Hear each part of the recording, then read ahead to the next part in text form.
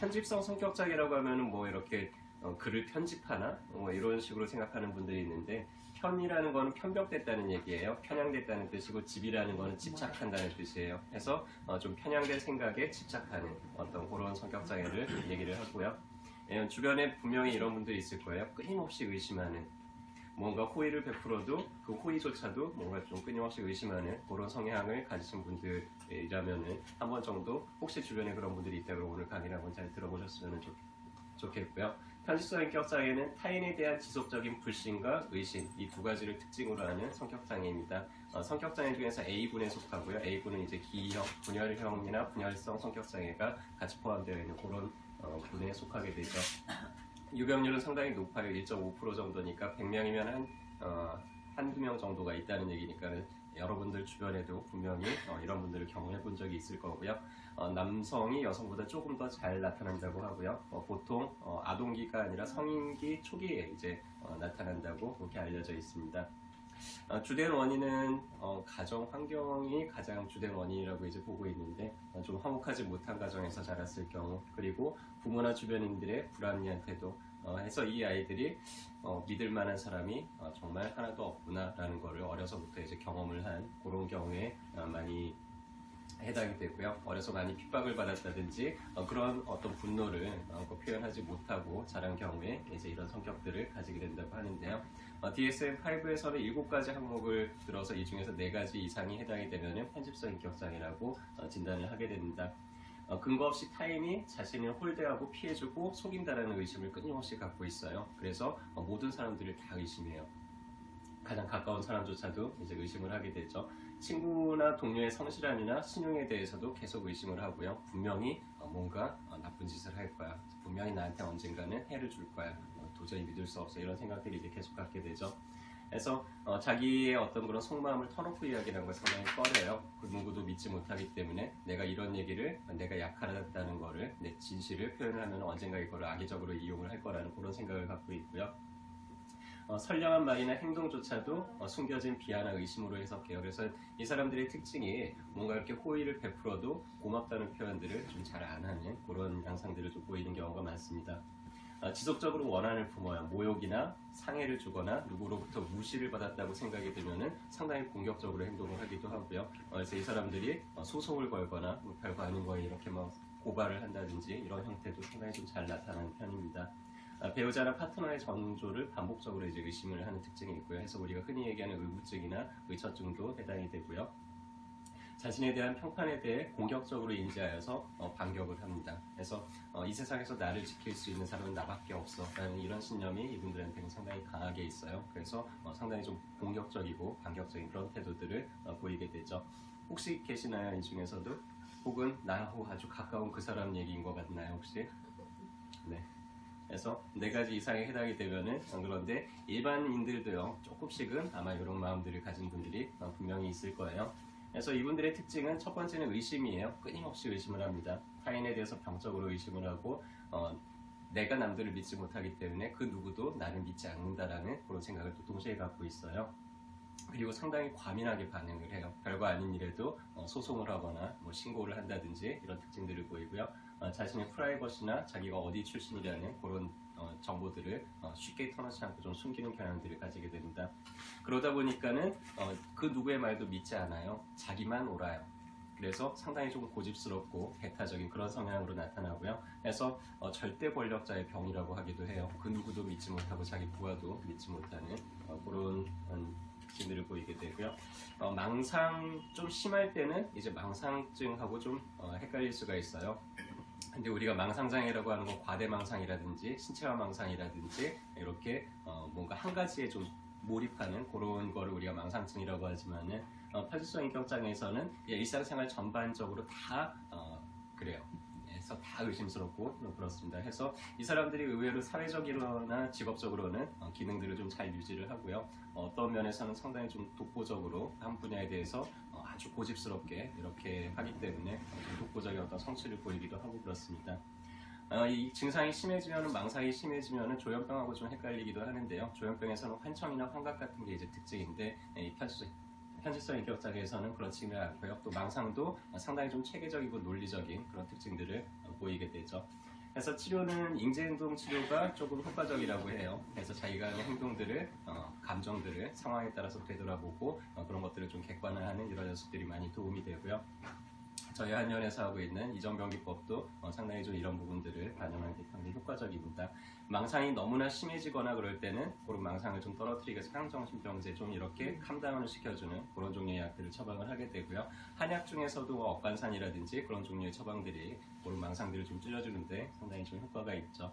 그래서 저희 한의원에서도 뭐 1대1로 상담을 한다든지 집단으로 상담을 한다든지 강의를 통해서 그런 것들 자기들을 좀 돌아볼 수 있는 그런 기회들이 있고요.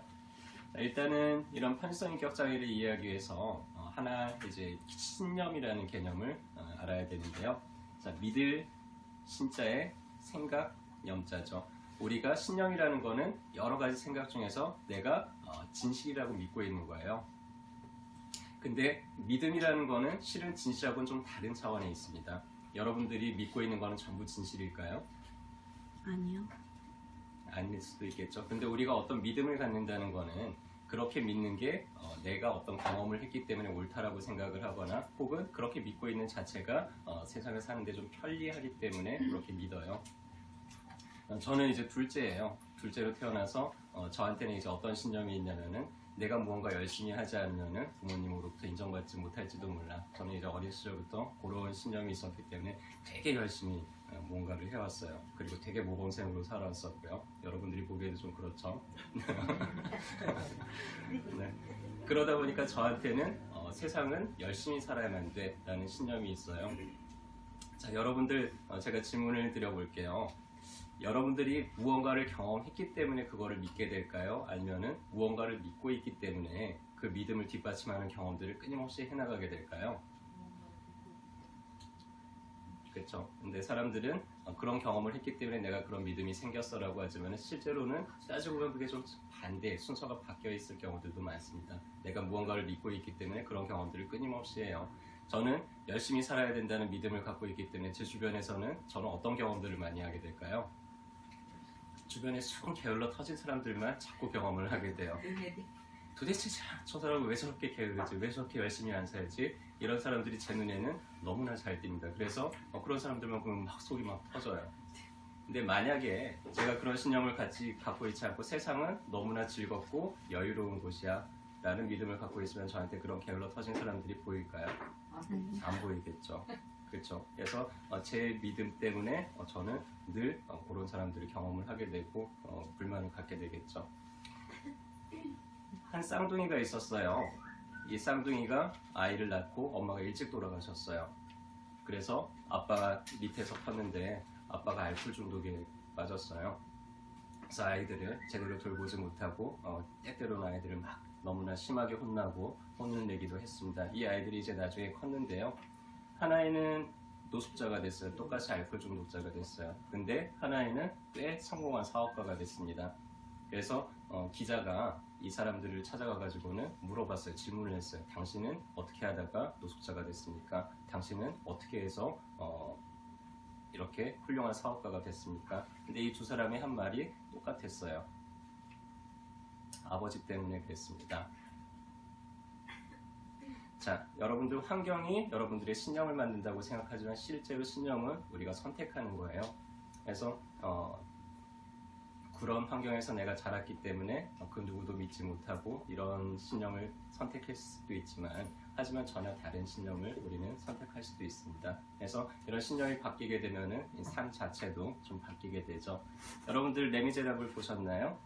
거기 보면 이제 유명한 얘기가 나오죠. 장발장이 그 누구도 믿지 못해요.